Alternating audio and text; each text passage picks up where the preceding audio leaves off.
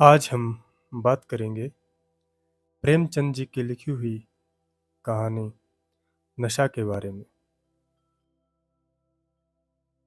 नहाने बैठे तो आदमी नहलाने को हाजिर, लेटे तो आदमी पंखा झलने को खड़े होते।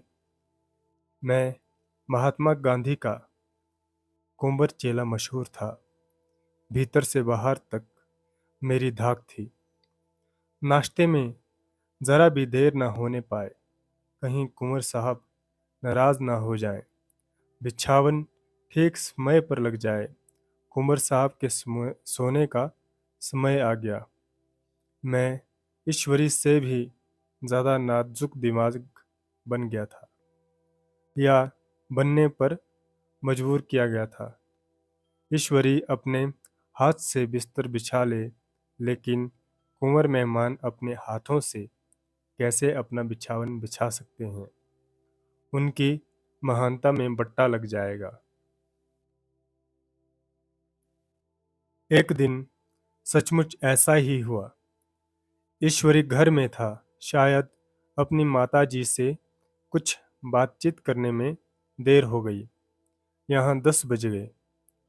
मेरी आंखें नींद से झपक रही थीं, मगर बिस्तर कैसे लगाऊं? कुंवर जो ठहरा। कोई 11:30 बजे मेहरा आया। बड़ा मुंह लगा नौकर था। घर के धंधों में मेरा बिस्तर लगाने की उसे सुधीन ही न रही। अब याद आई तो भागा हुआ आया। मैंने ऐसी डांट बताई कि उसने भी याद किया होगा। ईश्वरी मेरी इस डांट सुनकर बाहर निकल आया और बोला, तुमने बहुत अच्छा किया। ये सब हरामखोर इसी व्यवहार के योग्य हैं। इसी तरह ईश्वरी एक दिन एक जगह दावत में गया हुआ था। शाम हो गई, पर लैंप न जला। लैंप मेज पर रखा हुआ था। दियासलाई भी वहीं थी, लेकिन ईश्वरी खुद कभी लैंप न जलाता था। फिर कुंवर साहब जलाएं, मैं झुंझला रहा था। समाचार पत्र आया रखा हुआ था। जी उधर लगा हुआ था, पर लैंप नदारद। दैव योग से उसी वक्त मुंशी रियासत अली आ निकले। मैं उन्हीं पर उबल पड़ा। ऐसी फटकार बताई कि बेचारा उल्लू हो गया। तुम लोगों को इतनी फिक्र भी नहीं कि लैंप जलवा दो। मालूम नहीं ऐसे कामचोर आदमियों की यहाँ कैसे गुजर होती हुए है। मेरे यहाँ घंटे भर निर्वाह न होगा। रियासत अली ने कांपते हुए हाथों से लैंप जला दिया। वहाँ एक ठाकुर अक्सर आया करता था। कुछ मनचला आदमी था, महात्मा गांधी का परम भक्त। मुझे महात्मा जी का चेला समझकर मेरा बड़ा लिहाज करता था, पर मुझसे कुछ पूछते संकोच करता था। एक दिन मुझे अकेला देखकर आया और हाथ बांधकर बोला, सरकार तो गांधी बाबा के चेले हैं ना। लोग कहते हैं कि यहाँ सुराज हो जाएगी तो जमींदार ना रहेंगे। मैंने ऐसे शान जमाई, जमींदारी के रहने की क्या है।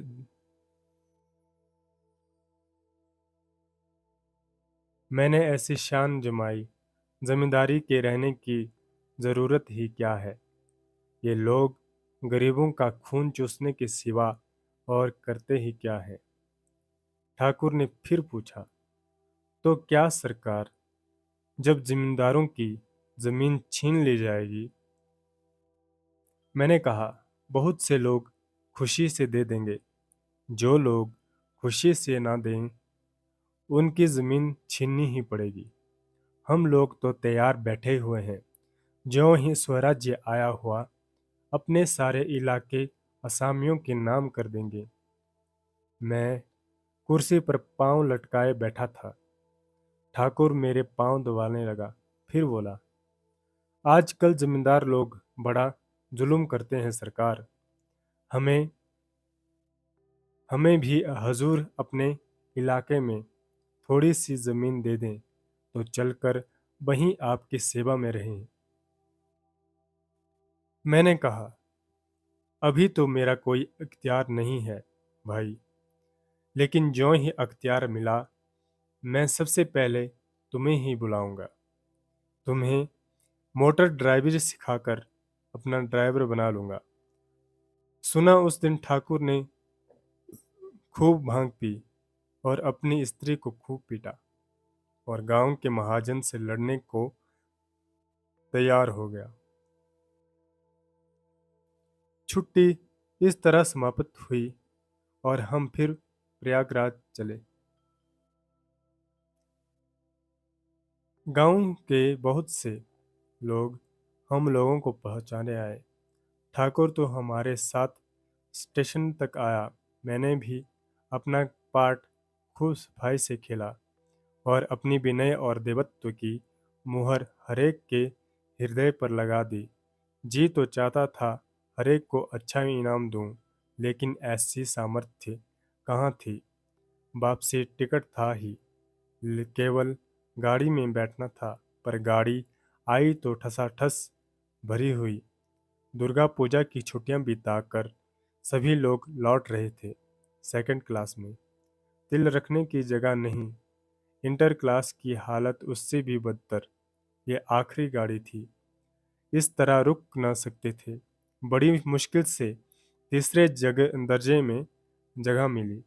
ऐश्वर्य ने वहां अपना रंग जमा लिया, मगर मुझे उसमें बैठना बुरा लग रहा था। आए थे आराम से लेटे लेटे, जा रहे हैं सिकुड़े हुए। पहलू बदलने की भी जगह न थी।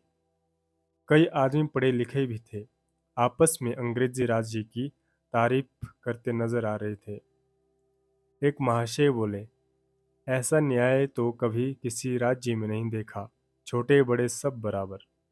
राजा भी किसी पर अन्याय करे तो अदालत उसकी भी गर्दन दबा देती है। दूसरे सज्जन ने समर्थन किया, अरे साहब, अब खुद बादशाह पर दावा कर सकते हैं। एक आदमी जिसकी पीठ पर बड़ा सा गट्ठर बंधा था, कलकत्ते जा रहा था। कहीं गठरी रखने की जगह न मिली थी, पीठ पर बांधे हुए था। इससे बेचैन होकर बार बार द्वार पर खड़ा हो जाता। मैं द्वार के पास ही बैठा हुआ था। उसका बार बार आकर मेरे मुंह को अपनी गठरी से रगड़ना मुझे बहुत बुरा लग रहा था।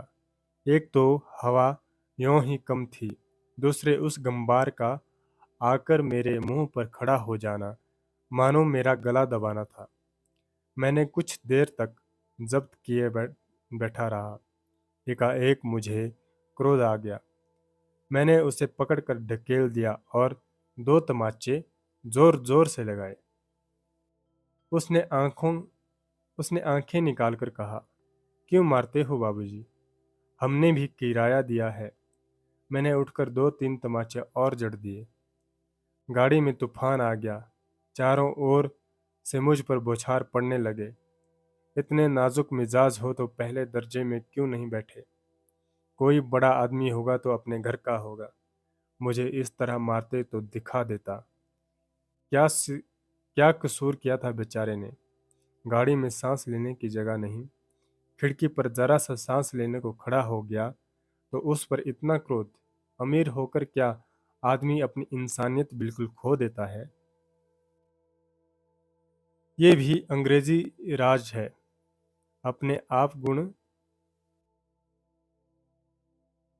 ये भी अंग्रेजी राज है जिसके आप गुण गा रहे थे। एक ग्रामीण बोला, दफ्तरन मां घुसन को पावत नहीं, उस पर इतना मिजाज। ईश्वरी ने अंग्रेजी में कहा, hot an idiot you are beer. और मेरा नशा कुछ कुछ उतरता हुआ मालूम हुआ।